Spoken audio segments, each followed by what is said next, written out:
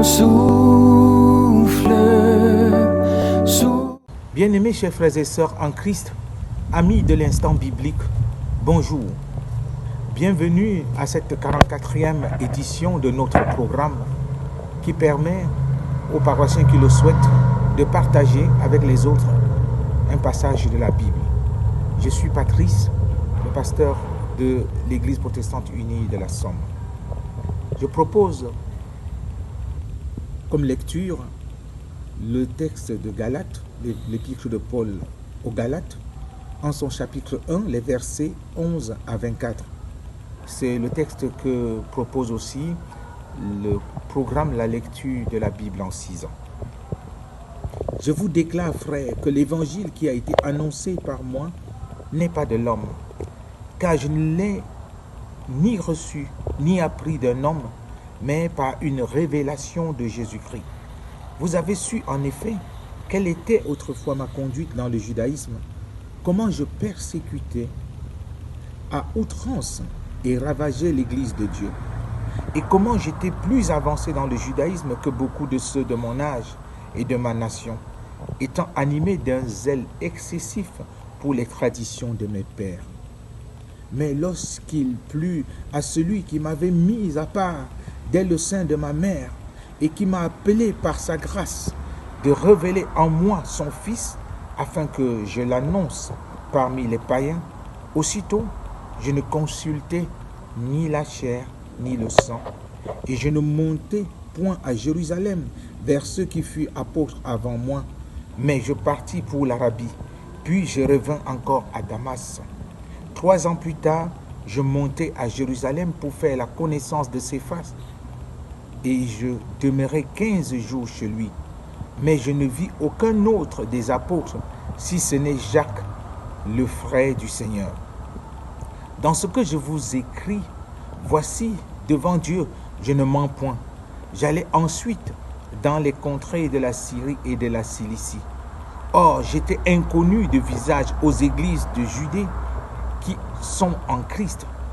Elles avaient seulement entendu dire, celui qui autrefois nous persécutait annonce maintenant la foi qu'il s'efforçait alors de détruire. Et elles glorifiaient Dieu à mon sujet. Bien-aimés dans le Seigneur, point n'est besoin de revenir sur les circonstances de la rédaction de cet épître et son contexte. Mais je voudrais quand même dire que lorsque Paul écrit aux Galates, c'est un ensemble de plusieurs églises. Ce n'est pas une seule église, parce que c'est une localité qui regroupait plusieurs églises. Et lors de l'un de ses voyages missionnaires, il avait eu l'occasion de visiter ces contrées. On pourrait se demander pourquoi il adopte un tel ton, comme s'il voulait se justifier.